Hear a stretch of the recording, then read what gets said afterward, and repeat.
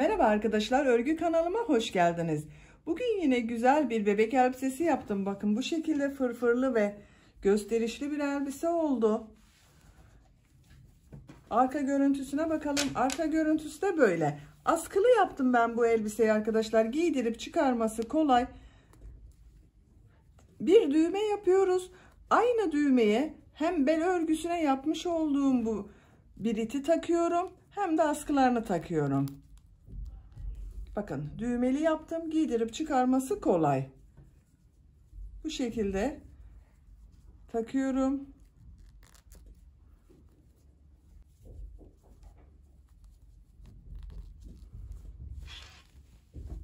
Elbisenin örgüsüne bel örgüsünden başlıyoruz. Yapacak olduğunuz bebeğinizin veya çocuğunuzun bel ölçüsüne göre başlangıç yapıyoruz. Eteğini örüyoruz. Sonra bu roba bölümünü yapıyoruz. Elbiseyi bitiriyoruz. Elbisenin örgüsünde ben bu iplikten, bakın 100 gram 240 metre yazan iplikten 3 adet kullandım arkadaşlar. Üçüncü iplikten bakın elimde bu kaldı. Siz bunu istediğiniz marka iplik ve renkleri kullanarak örebilirsiniz. Tığ olarak da elimin sıklığına, ipliğimin kalınlığına uygun olarak 3 milim tığ kullandım. Düğme olarak bir adet düğme kullandım. Bakın burada arkadaşlar. Bir düğme yeterli. Bu ip kordon yaptım beline de. Siz bunu yapsanız da olur, yapmasanız da olur. Tercihinize göre yapmayabilirsiniz. Ben bugün bu elbisenin anlatımını 1 yaşından itibaren giyilecek şekilde anlatıyorum. 3 yaşa kadar çok rahat kullanabilir. Kız çocuğunuz çok kilolu değilse 5 yaşa kadar da kullanılabilir. Bel örgüsü olduğu sürece kullanılabilir arkadaşlar. İplik ve tığımızı hazırlayalım. Hep birlikte bu güzel elbisemizin örgüsüne başlayalım. Kanalıma abone değilseniz abone olmayı unutmayın lütfen. Örgü kanalıma ücretsiz abone olup orada bulunan zil şeklinde aktif konuma getirirseniz bundan sonra kanalıma video yüklediğim zaman ilk önce size bildirim gelecek. Herkesten önce sizin haberiniz olacaktır. Beğeni ve yorumlarınızı da yaparsanız çok sevinirim arkadaşlar. Örgü kanalımın devamlılığı için sizlerden gelen beğeni ve yorumlar çok önemli. Örgü kanalıma ücretsiz olarak abone olup beğeni ve yorumlarını da yaparak destek olan bütün arkadaşlara çok teşekkür ederim. Hepinize kolay gelsin. İyi çalışmalar. Elbisenin örgüsüne bel örgüsünden başlıyorum. Bel örgüsünü yapabilmek için zincir yapıyorum. İlk ilmeği bu şekilde yapıyorum. Size nasıl kolay geliyorsa ilk ilmeği öyle yapabilirsiniz arkadaşlar. Zincirlerimi yapmaya başlıyorum.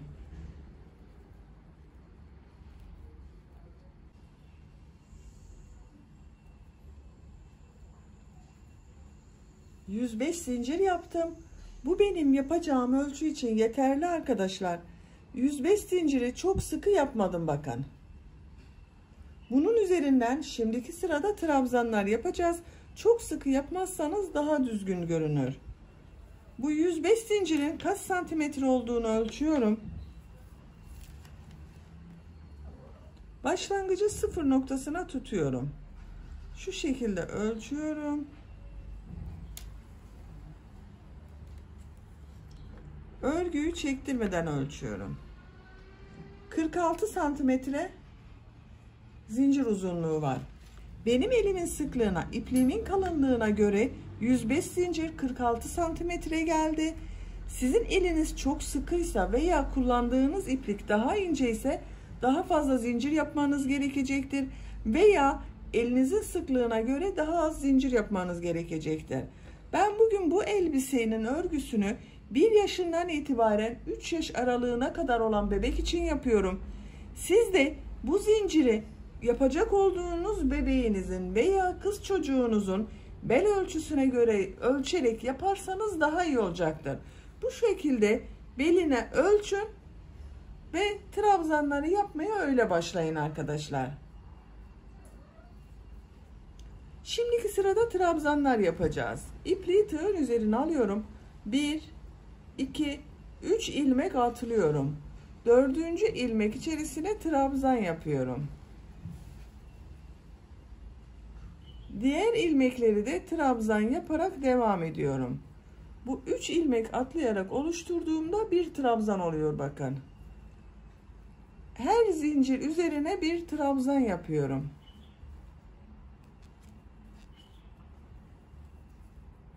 Bu şekilde.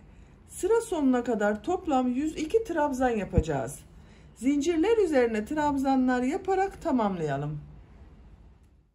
Yaptığım zincirler üzerine trabzanlar yaparak bakın tamamladım arkadaşlar. Toplam 102 trabzan oldu. Bu 102 trabzanın kaç santim olduğunu ölçüyorum tekrar. Bakın. Sıfıra tutuyorum. Çektirmeden ölçüyorum. Şu şekilde ölçüyorum. 45 santim trabzan uzunluğu var bakın.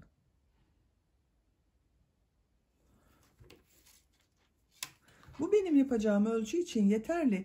Siz bunu bebeğinizin beline göre ölçün. O şekilde devam edersiniz. Tam geliyorsa devam edersiniz.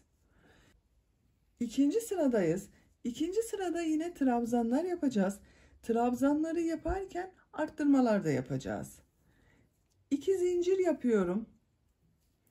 Şimdi bu ikisini birleştireceğiz arkadaşlar. Bakın diğer uç ile birleştiriyorum burada. 2 zincirden sonra tığın üzerine iplik alıyorum. Burada bakın 3 ilmek atlayarak bir trabzan oluşturmuştuk. Bu son zincirin üzerine tığ takıyorum. Bir trabzan yapıyorum. Burada yaptığım bu 2 zincir sıra sonunda olacak olan trabzan. Bu trabzan da sıra başında olan trabzan. Tığın üzerine iplik alıyorum. İkinci ilmeğe 3 trabzan yapıyorum. 1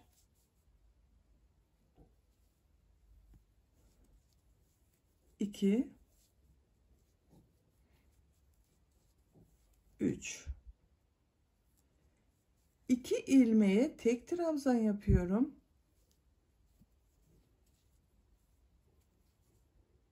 1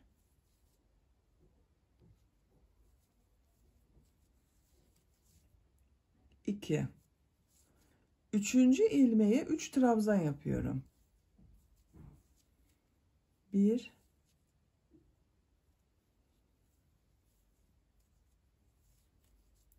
2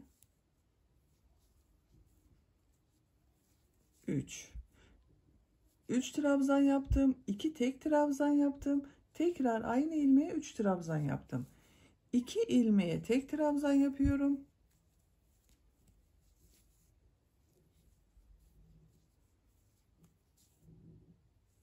3. ilmeğe 3 trabzan yapıyorum. 1 2 3 2 ilmeğe tek trabzan yapıyorum. Bu sırayı bu şekilde devam ediyoruz. 2 tek trabzan yapıyoruz. 3. ilmeğe 3 trabzan yapıyoruz. Sıra sonuna kadar devam edelim. İkinci sırada 2 tek trabzan yaptım. 3. ilmeklere 3 trabzan yaptım. 2 tek trabzan yaptım. 3. ilmeğe 3 trabzan yaptım bakın. Bu şekilde sıra sonuna kadar tamamladım. Arttırmaları yaptım. En son ilmeğe geldim. 2 trabzanı yaptım buraya. Bu son ilmek içerisine 2 trabzan yapıyorum.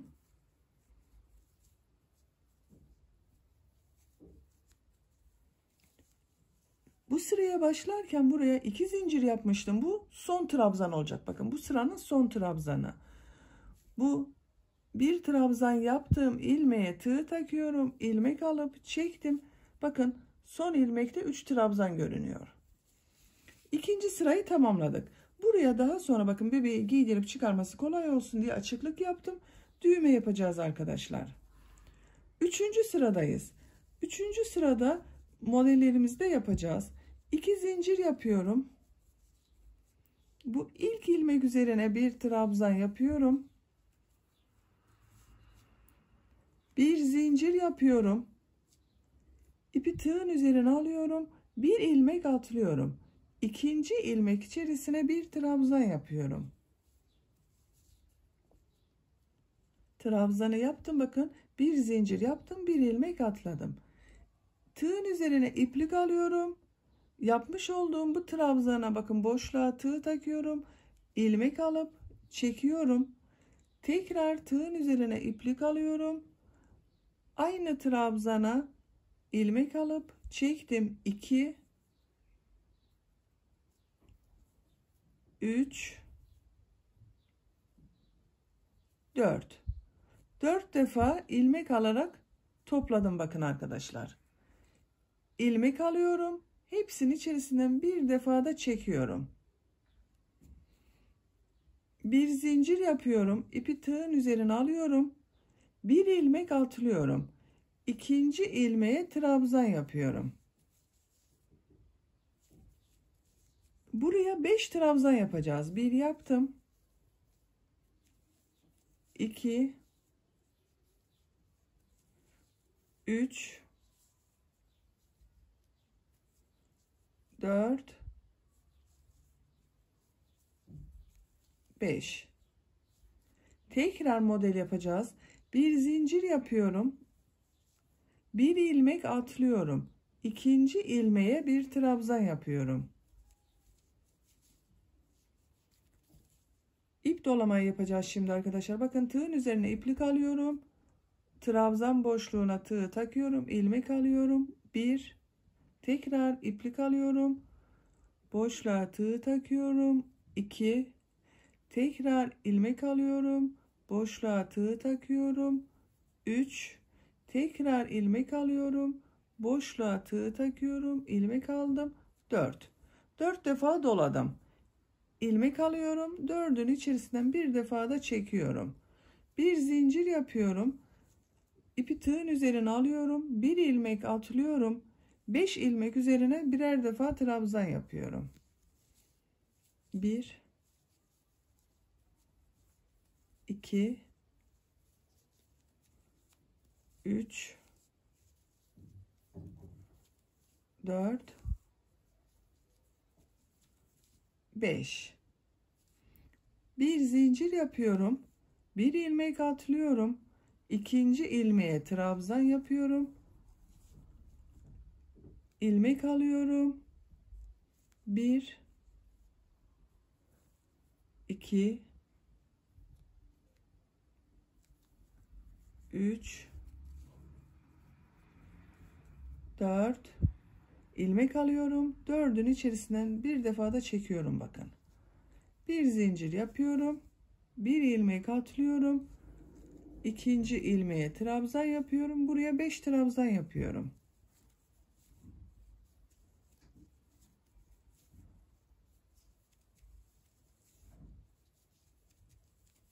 Bu şekilde bakın. Modellerimiz böyle oluyor. Sıra sonuna kadar devam edelim. Modelleri yaparak sıra sonuna kadar tamamladım. Sıra sonunda bakın modelden sonra bir ilmek atladım. 1 2 3 trabzan yaptım. Bu son ilmek ile bakın burada bulunan bu ilmeği ilmek kaydırması yaparak birleştiriyorum. Burada 1 2 3 4 5 trabzan görünüyor bakın. Görüntü olarak bakalım.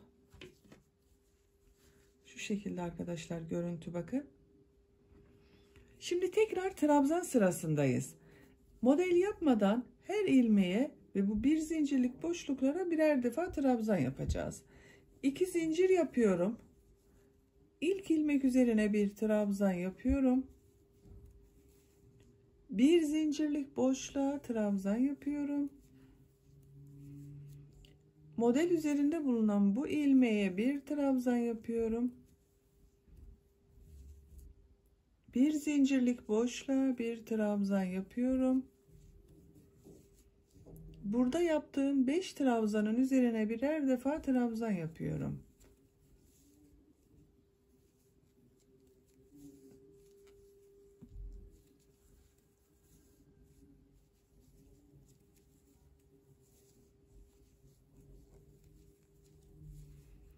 Bakın bir zincirli boşluğa geldim. Bu boşluk üzerine bir trabzan yapıyorum. Burada bulunan ilmek üzerine bir trabzan yapıyorum. Bir zincirli boşluğa bir trabzan yapıyorum.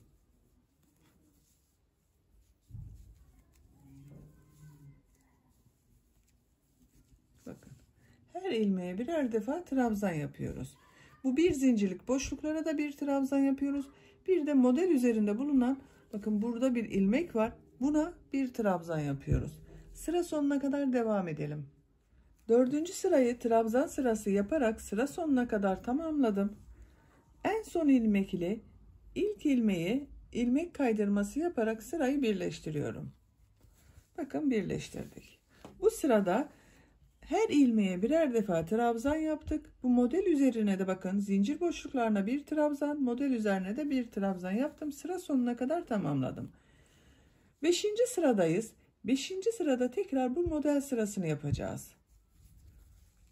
Model sırasını, bu bakın model yaptığım ilmekten 3 ilmek sonra, bu bir alt sırada 5 trabzan yapmıştık. Bakın, 1 2 3 4 5, bunun ortada olan trabzan üzerine yapacağız. Bakın, 1 2 3, bu ilmek üzerine model yapacağız. 2 zincir yapıyorum. Bu ilk ilmek üzerine bir trabzan yapıyorum. 2 3 4 5. 5 trabzanı yaptım. Bir zincir yapıyorum. Tığın üzerine iplik alıyorum. Bir ilmek atlıyorum. İkinci ilmeğe bir trabzan yapıyorum. Bakın, bu model yapacağız bu trabzan üzerine.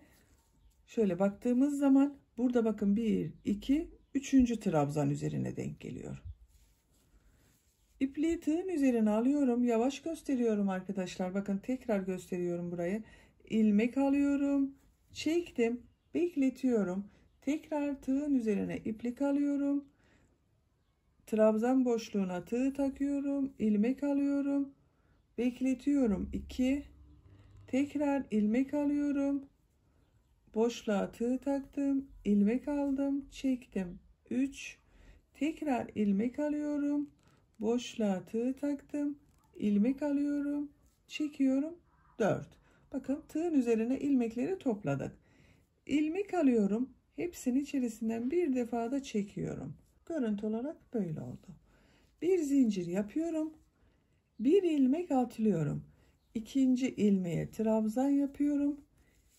Diğer modeli yapmak için 5 trabzan yapıyorum buraya. Bakın, 1 2 3 4 5. Bir zincir yapıyorum. Bir ilmek atlıyorum. İkinci ilmeğe trabzan yapıyorum. Tığın üzerine iplik alıyorum. İlmek aldım, çektim. 1 2 3 4, hepsinin içerisinden bir defa da çekiyorum. Bir zincir yapıyorum. Bir ilmek atlıyorum. İkinci ilmeğe trabzan yapıyorum. 5 trabzan yapıyoruz buraya. 1 2 3 4 5. Bakın, bu şekilde. Sıra sonuna kadar devam edelim. 5. sırada yine modellerimizi yaparak bakın, sıranın sonuna kadar tamamladım. En son 5 trabzanı yaptım. Sıra sonunda 2 ilmek kaldı. Bir zincir yapıyorum. Bir ilmek atlıyorum. Son ilmek içerisine modelimizi yapmak için bir trabzan yapıyorum. İpliği tığın üzerine doluyorum. Modelimizi yapıyorum bakın. 1 2 3 4 ilmek alıyorum. Hepsini içerisinden çekiyorum. Bir zincir yaptım. Bir sonraki sırada bu yaptığım zincir üzerine trabzan yapmayacağım arkadaşlar. Öyle denk geldi. Bakın bu son ilmek ile ilk ilmeği şurada bulunan, bakın trabzan yaptığım ilmeğin üzerine tığ takıyorum. İlmek kaydırması yaparak sırayı birleştiriyorum. Bu sırada da aynı şekilde modellerimizi yerleştirdik. Bu sıra trabzan sırası olacak. 6. sıradayız. 6. sırada tekrar trabzan sırası yapıyorum. 2 zincir yapıyorum. İlk ilmek üzerine trabzan yapıyorum. Diğer ilmekleri de trabzan yaparak devam ediyorum. Model üzerinde nasıl trabzan yaptığımızda bir defa daha göstermek istiyorum. Bakın 5 trabzanın üzerine trabzanı yaptım. Model üzerine bakın bir zincirli boşluğa bir trabzan yapıyorum. Model üzerinde bakın burada bir ilmek görünüyor. Buna da bir trabzan yapıyorum. Bir zincirli boşluğa bir trabzan yapıyorum. Takip eden ilmekler üzerine de trabzan yapıyorum.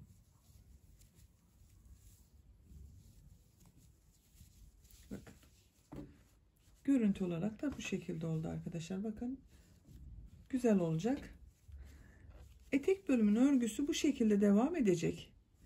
Bir sırada şimdiki yapmış olduğumuz gibi trabzanlar yapıyoruz. Trabzanları yaparken burada yaptığım 5 trabzan üzerine trabzan yapıyorum. Bu bir zincirli boşluğa trabzan yapıyorum. Model üzerine bir trabzan yapıyorum.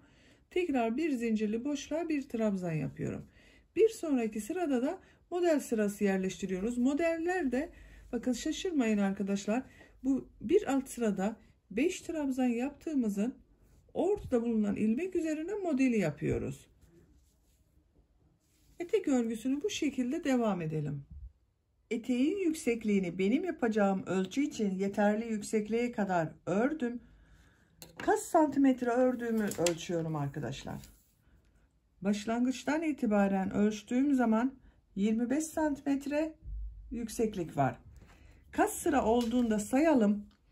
Bakın ilk sıradan itibaren 1, 2, 3, 4, 5, 6, 7, 8, 9, 10, 11, 12, 13, 14, 15, 16, 17, 18, 19, 20, 21, 22, 23, 24, 25, 26.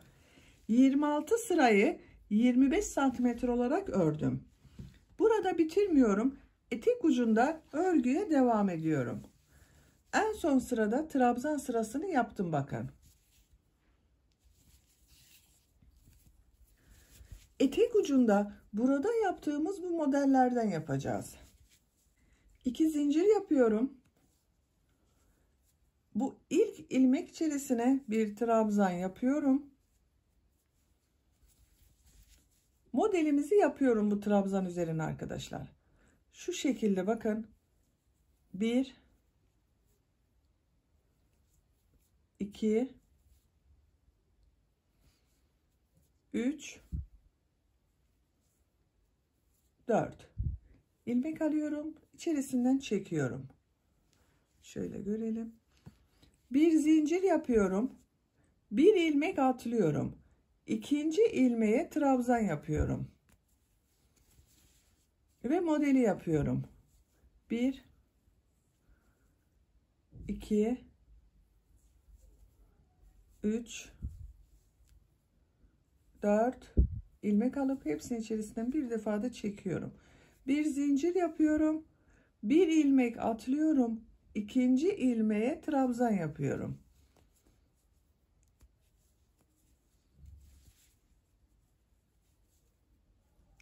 Modelimizi yapıyorum.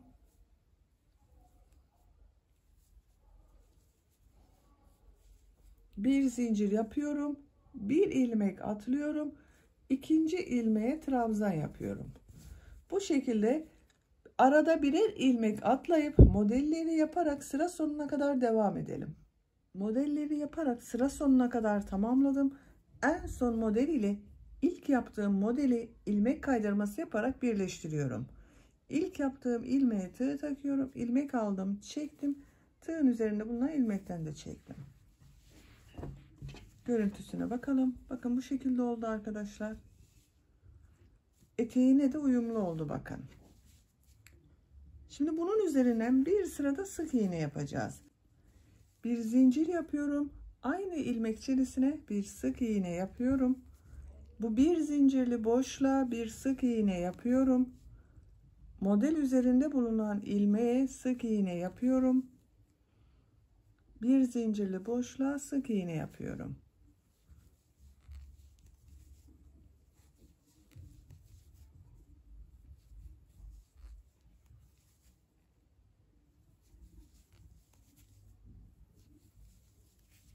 Bu şekilde model üzerine sık iğne yapıyoruz.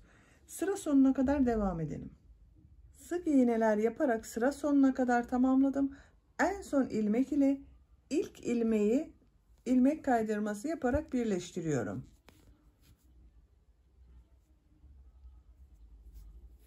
Bakın. Modelin üzerinden bir sıra sık iğne yaptık. Düzgün oldu. Son sırayı yapacağız arkadaşlar. Bu son sırada fıstık modelleri yapacağız. 3 zincir yapıyorum. İpliği tığın üzerine alıyorum. Bir ilmek atlıyorum. İkinci ilmek içerisine fıstık modeli yapıyorum. Bakın şu şekilde yapıyorum. İlmek aldım, uzatıyorum. Tekrar tığın üzerine iplik doluyorum. İlmek alıyorum. 2, tekrar ilmek alıyorum. 3, tekrar ilmek alıyorum. 4 defa yapmak yeterli. Siz isterseniz 5 defa da yapabilirsiniz. İlmek alıyorum. Hepsinin içerisinden çekiyorum. Son ilmekten çıkarmıyorum. Bekletiyorum bakın. Tekrar ilmek alıyorum. Ondan da çıkardım. Bu şekilde fıstık modelini yaptık. 3 zincir yapıyorum. Bir ilmek atlıyorum. İkinci ilmeğe sık iğne yapıyorum. 3 zincir yapıyorum. Bir ilmek atlıyorum. İkinci ilmeğe fıstık modeli yapıyorum. 1, 2, 3, 4 ilmek alıyorum. Hepsinin içerisinden çekiyorum. Tığın üzerindeki ilmekten çekmiyorum. Bekletiyorum. Tekrar ilmek alıp ikisinin içerisinden çektim. 3 zincir yapıyorum. Bir ilmek atlıyorum. İkinci ilmeğe sık iğne yapıyorum. Bakın görüntü olarak böyle görünüyor. Bir defa daha yapalım. 3 zincir yapıyorum. Bir ilmek atlıyorum. İkinci ilmeğe fıstık modeli yapıyorum.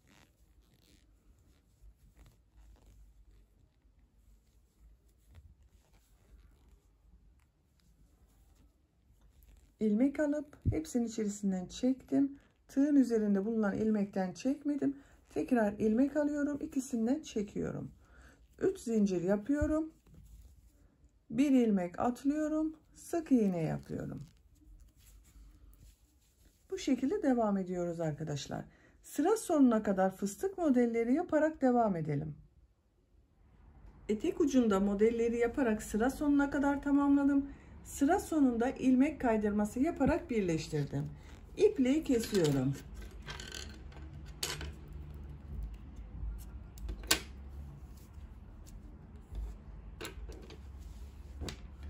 Bakın arkadaşlar, eteğin örgüsü böyle oldu. Etek bölümünü bitirdik. Şimdi roba bölümünü yapacağız. Roba bölümünü yapabilmek için orta noktayı buluyoruz. 102 trabzan vardı. Orta noktası 51 trabzan sayarak boşluğa işaret yaptım. Bakın sayıyorum.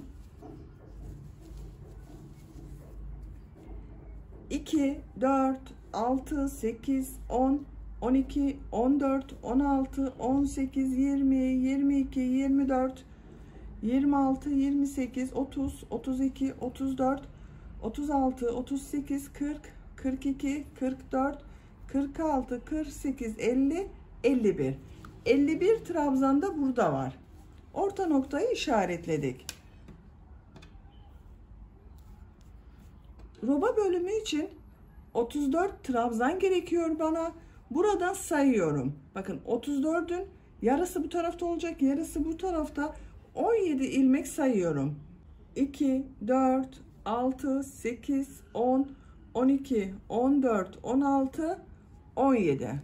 17. ilmeğe ipliğin ucunu bağlıyorum.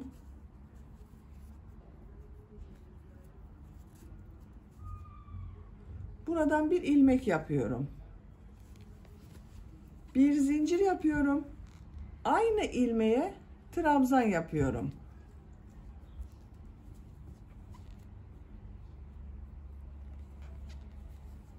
Diğer ilmekleri de trabzan yaparak devam ediyorum. Her ilmeğe bir trabzan yapıyorum.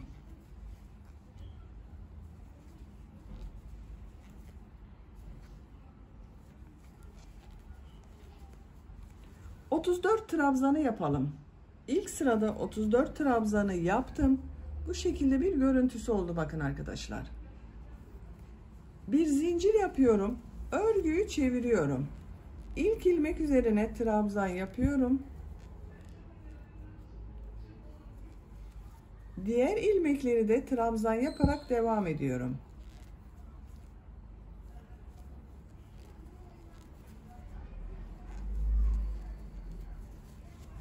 Sıra sonuna kadar devam edelim. Sıra sonuna kadar trabzanları tamamladım. Bakın arkadaşlar, ikinci sırada da 34 trabzan yaptım. Bir zincir yapıyorum, örgüyü çeviriyorum. Üçüncü sıradayız. Üçüncü sırada yine trabzan yaparak devam ediyorum bakın. İlk ilmek üzerine bir trabzan yapıyorum. Diğer ilmekleri de trabzan yaparak devam ediyorum.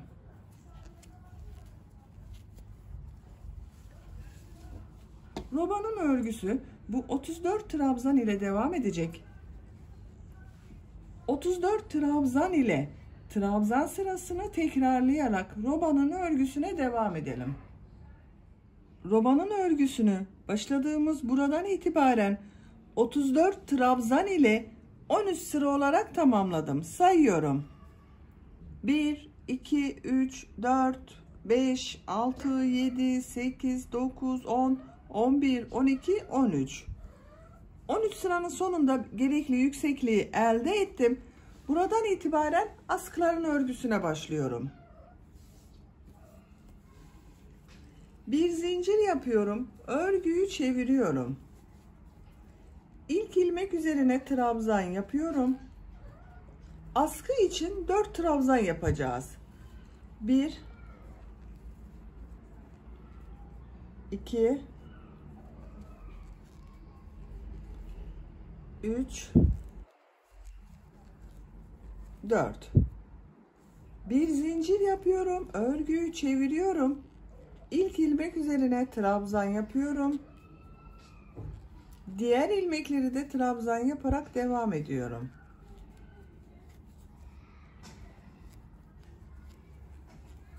Dört trabzan yapıyoruz yine arkadaşlar. Bakın. Bir zincir yapıyorum. Örgüyü çeviriyorum. İlk ilmek üzerine trabzan yapıyorum. 4 trabzan yapıyorum.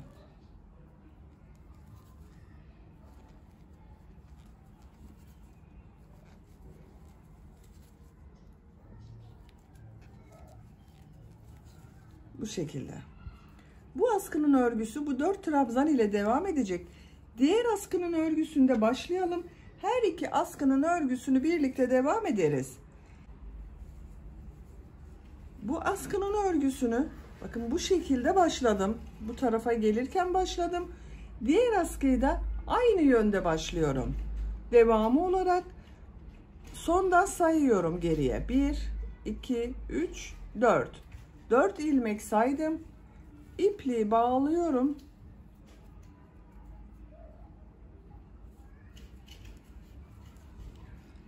Bu ilmekten bir ilmek yapıyorum. Bir zincir yaptım. Aynı ilmek içerisine trabzan yapıyorum. 4 trabzan yapıyoruz. 1,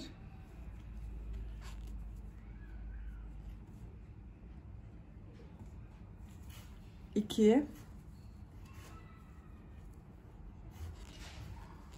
3, 4. Bu askının örgüsünü arkadaşlar ipliğin diğer ucuyla başladım. Bakın. Bu iplik burada duruyor. Diğer ucuyla da buna başladım. Bir zincir yapıyorum. Örgüyü çeviriyorum. 4 trabzan yapıyorum.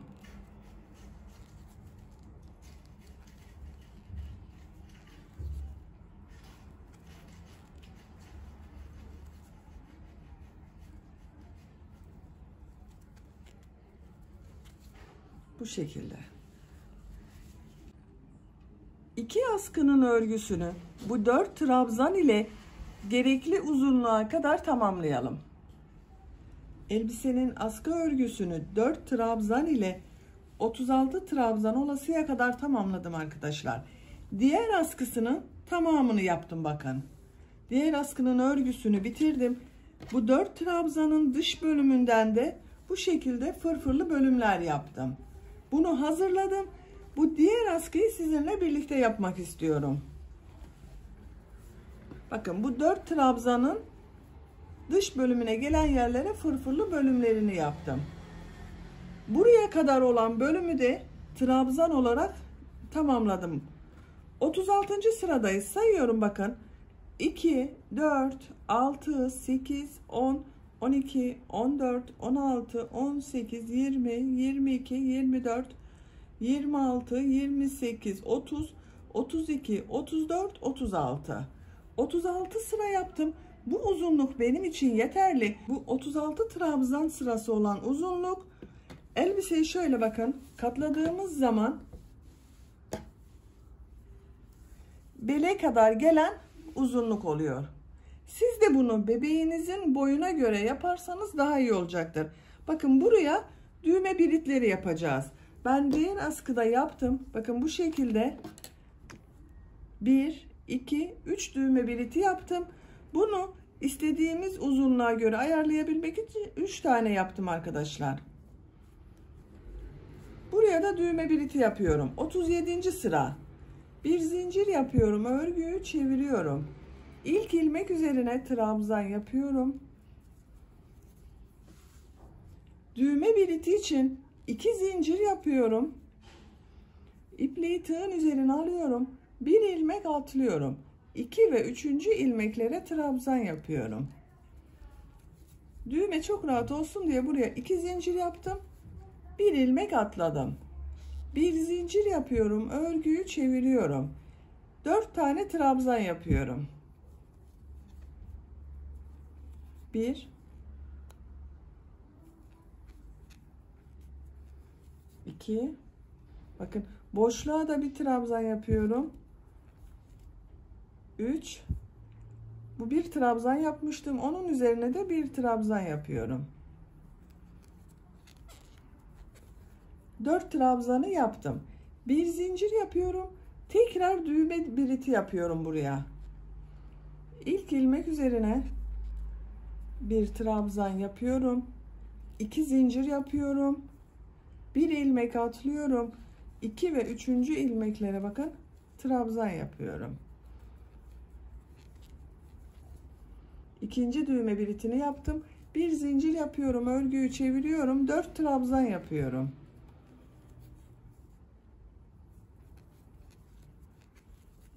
Bu 2 zincir yaptığım boşluğa bir trabzan yapıyorum.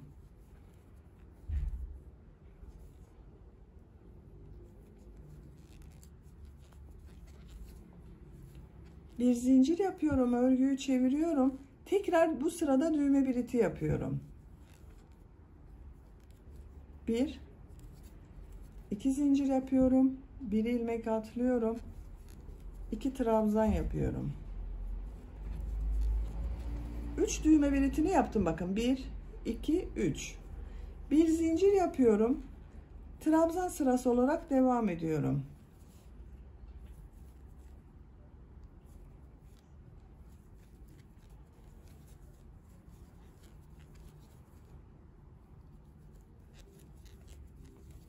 Bir zincir yapıyorum. Örgüyü çeviriyorum.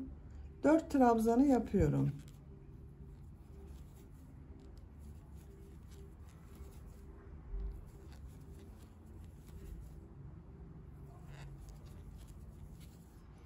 Bunu kaç trabzan yaptığıma bakıyorum. Ben birisini yaptığım için 1, 2, 3 sıra trabzan yaptım. 4. sırayı toplama yaptım arkadaşlar. Bir zincir yapıyorum, örgüyü çeviriyorum. 4 trabzan yapıyorum.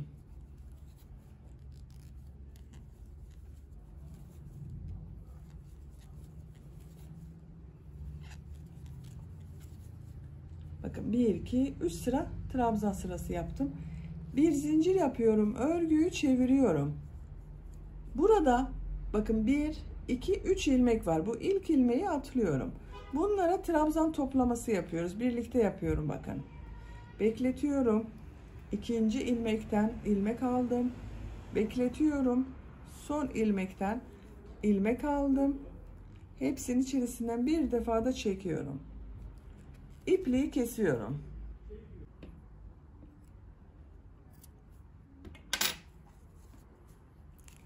Dört trabzan ile olan askının örgüsünü tamamladım.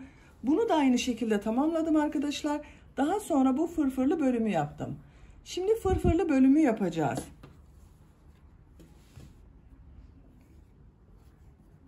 Bunun uzunluğunu da ölçelim isterseniz.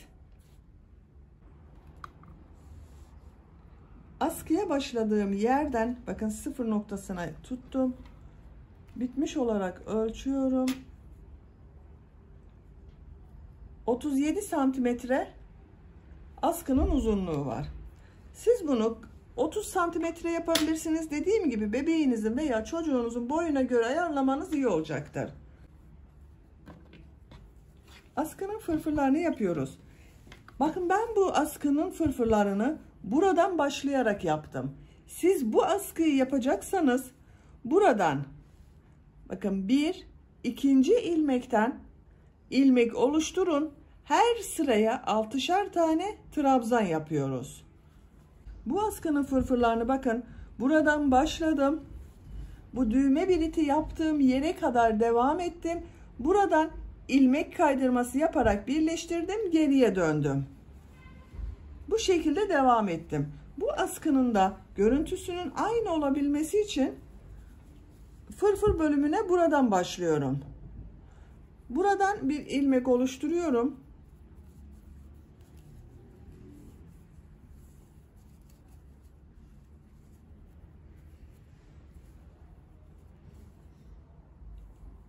Bakın bir ilmek yaptım. Bu bir trabzan sırasını atlıyorum. İkinci trabzan sırasına bakın burada bulunan trabzanın boşluğuna 6 trabzan yapıyorum. 1 2 3 4 5 6. Diğer trabzan sırasına da 6 trabzan yapıyorum. Her sıraya 6 trabzan yapıyoruz.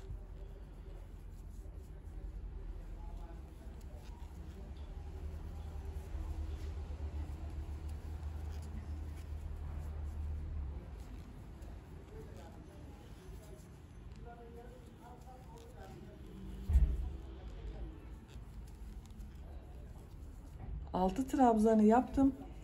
Burada bulunan trabzan sırasına da 6 trabzan yapıyorum.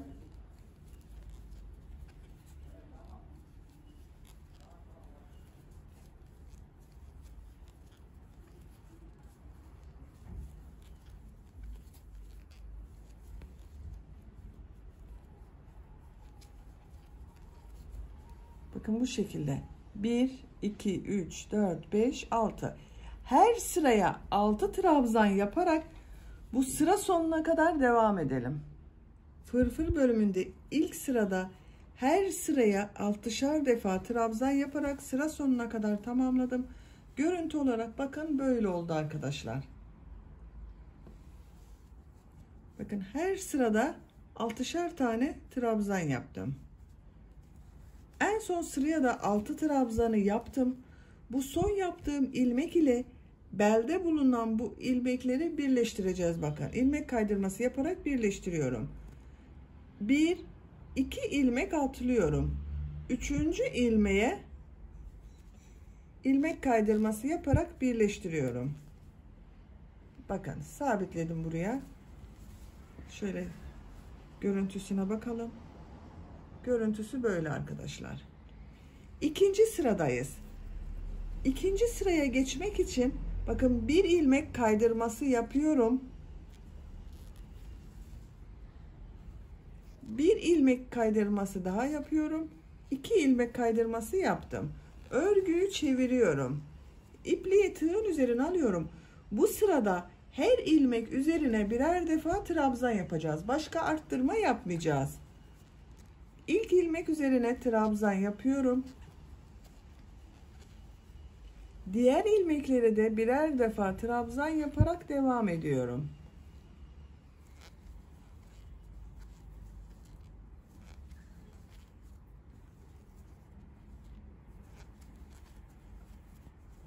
Bu şekilde. Her ilmek üzerine birer defa trabzan yaparak bu sıra sonuna kadar devam edelim. Fırfırların ikinci sırasında her ilmeğe birer defa trabzan yaparak sıra sonuna kadar tamamladım. Bakın gördüğünüz gibi birer defa trabzan yaptım arkadaşlar. Görüntü olarak da böyle görünüyor. Sıra sonunda bir ilmek kaldı. Bu ilmeğe ilmek kaydırması yaparak birleştiriyorum. Bakın şu şekilde ilmek kaydırması yaptım. Burada yuvarlak bir görüntü elde ettim. Bir zincir yapıyorum. Örgüyü çeviriyorum. İpliği tığın üzerine alıyorum. Burada bulunan ilmek üzerine trabzan yapıyorum.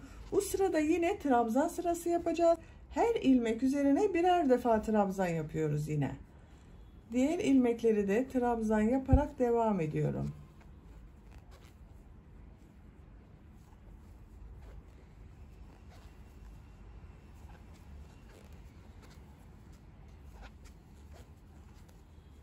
Bu şekilde. Trabzanlar yaparak sıra sonuna kadar devam edelim. Üçüncü sırada her ilmeğe birer defa trabzan yaptım. Sıra sonuna kadar tamamladım. Bel örgüsünün oradayız bakın arkadaşlar. 1 2 ilmek atlıyorum bel örgüsünden. Üçüncü ilmeğe ilmek kaydırması yaparak bu fırfır bölümünü birleştiriyorum. İlmek aldım, çektim, tığın üzerinde bulunan ilmekten de çektim.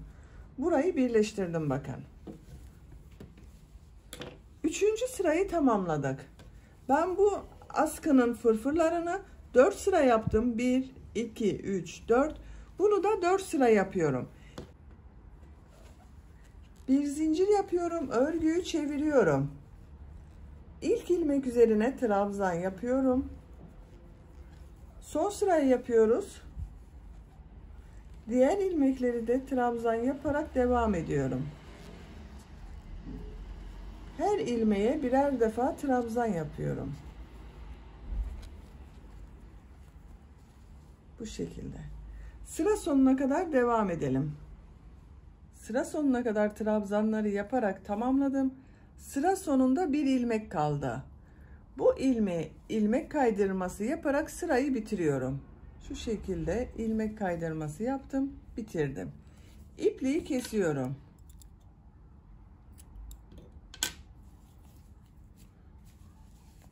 Bir, iki, üç, 4 sıra yaptık. Böylece askıların örgülerini de tamamlamış olduk arkadaşlar. Bakın. Şöyle gelecek. Buraya düğme yapacağız. Bunları da düğmeye takacağız. Şimdi bu bel örgüsüne düğme biriti için birit yapmak istiyorum. Biriti yaparken de bu bel örgüsünden sık iğneler yapıyorum. Düz tarafındayım. Bu askıları bitirdiğimiz bakın birleşim yaptığım yerde buraya bir defa ilmek yapıyorum.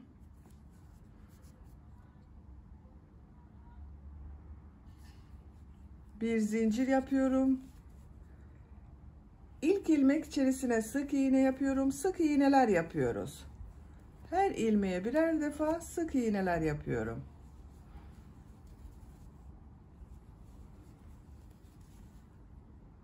Sık iğneler yaparak devam edelim. bel örgüsünde sık iğneler yaparak düğmeyi dikeceğim yere kadar tamamladım bakın. Burada aynı ilmeğe bir sık iğne daha yapıyorum. Keskin bir dönüş yapıyorum. Sık iğneler yapmaya devam ediyorum.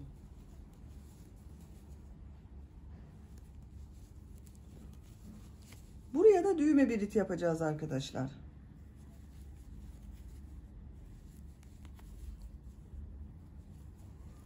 Bakın. Buraya düğme biriti için 6 zincir yapıyorum. 1 2 3 4 5 6. Aynı ilmeğe sık iğne yapıyorum. Bu düğme biritinde yaptığımız zincir sayısı dikecek olduğunuz düğmenin büyüklüğüne göre değişecektir. Ben bu şekilde bir düğme dikmek istiyorum bakın. Düğmeyi takacak kadar zincir yaptım.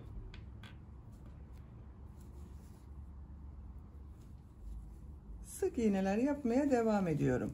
Düğmeyi de buraya dikeceğiz bakın. Karşı tarafa düğmeyi dikeceğiz. Bu şekilde takacağız.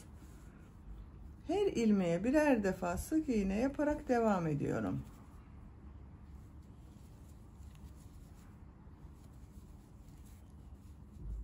Sık iğneler yaparak diğer askıyı yaptığımız buraya kadar devam edelim. Sık iğneleri askının buraya kadar tamamladım. Bu son ilmek ile askıyı bitirdiğim bakın burada bulunan ilmeğe ilmek kaydırması yaparak sırayı birleştiriyorum. İpliği kesiyorum.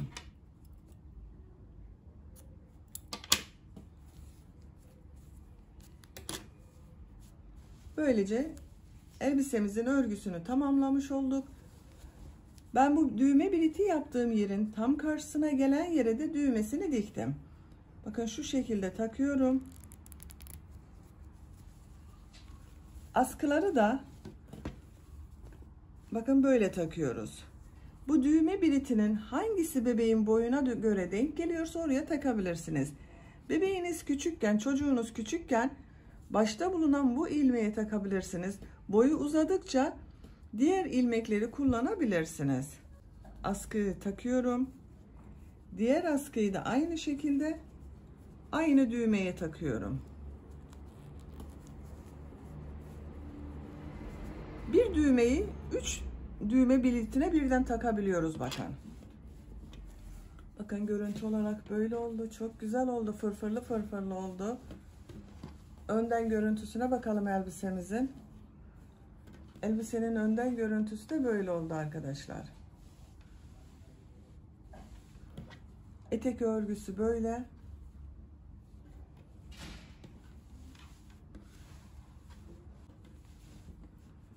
Elbisenin bitmiş olarak size ölçülerini söylüyorum. Bel örgüsünün buradan ölçüyorum.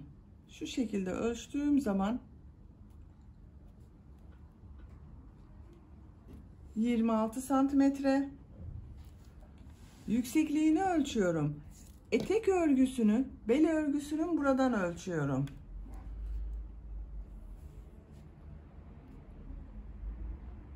27 santimetre.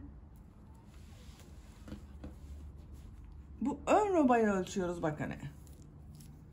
Başlangıçtan itibaren ölçtüğüm zaman 11 santimetre. Genişliğini ölçüyorum. 15 santimetre. Böylece elbisemizin örgüsünü de tamamlamış olduk. Ben bu elbisenin örgüsüne bir de ip kordon yapmak istiyorum. Burası tamamen tercihinize göre değişecektir. Siz bunu yapmasanız da olur. Zincir şeklinde ip kordon hazırlıyorum. Yine aynı kendi renginden hazırlıyorum. Bu şekilde ipliğin iki ucunu birleştiriyorum. 2 katlı yaparsak daha düzgün duracaktır.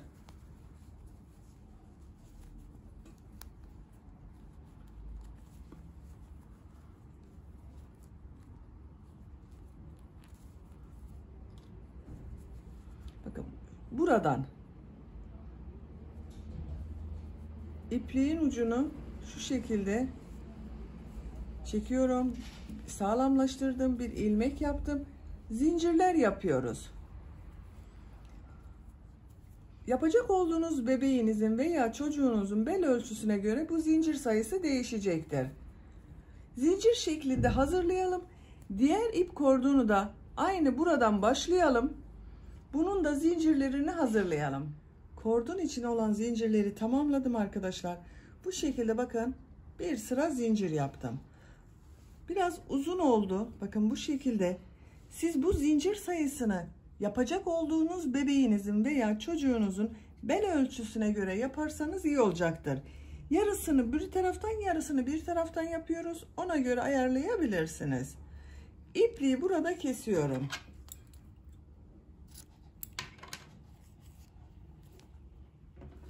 Bakın. Ben toplam 140 zincir yaptım. Siz de dediğim gibi yapacak olduğunuz bebeğinizin bel ölçüsüne göre yaparsanız iyi olacaktır. Bakın diğer ip kordonu da ben yaptım. Bu şekilde arkadaşlar. Bunu taktım bakın.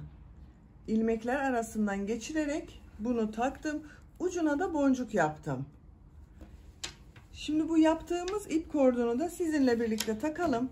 Şöyle tutuyorum. 3 ilmek ayarlıyorum. Bir ilmek altta kalıyor. Şu şekilde çekiyorum. 1, 2, 3 ilmek. Bakın 3. ilmeğin buradan takıyorum. 2 ilmek tığın üzerinde kalıyor. 1 ilmek altında kalıyor. Bu şekilde çekiyorum. 3 ilmek ayarlıyorum. İkisi tığın üzerinde. Birisi altında kalacak şekilde çekiyorum. Sıra sonuna kadar bakın bu diğer kordonu taktığım yere kadar devam edelim. İp kordonu ilmekler arasından taktım bakın. Elbisenin orta noktasından arkadaşlar. Robayı başlarken orta noktayı işaretlemiştik bakın. Orada her iki ip kordonu birleştirdim. Buna boncuk takacağız şimdi. Bakın ben 4 tane bu şekilde renkli boncuklar takıyorum. Siz isterseniz bu şekilde sadece ip kordon bırakabilirsiniz. Kurdale takabilirsiniz veya hiç yapmayabilirsiniz. Bakın boncuklarını taktım. Ucundan düğüm atıyorum. Bu boncuklar çıkmasın diye. Şu şekilde zincirle birlikte düğüm yapıyorum ki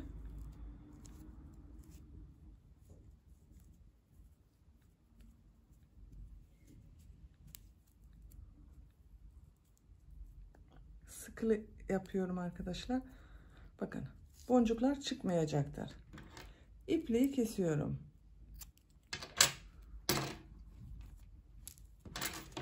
Bakın boncuklu yaptık. Bebeğin veya çocuğun bel ölçüsüne göre bunu sıklığını ayarlayabiliriz.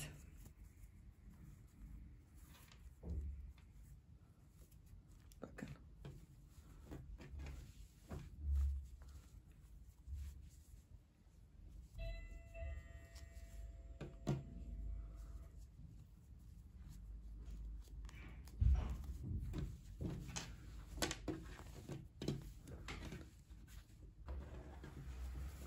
Çok güzel oldu arkadaşlar. Bakın.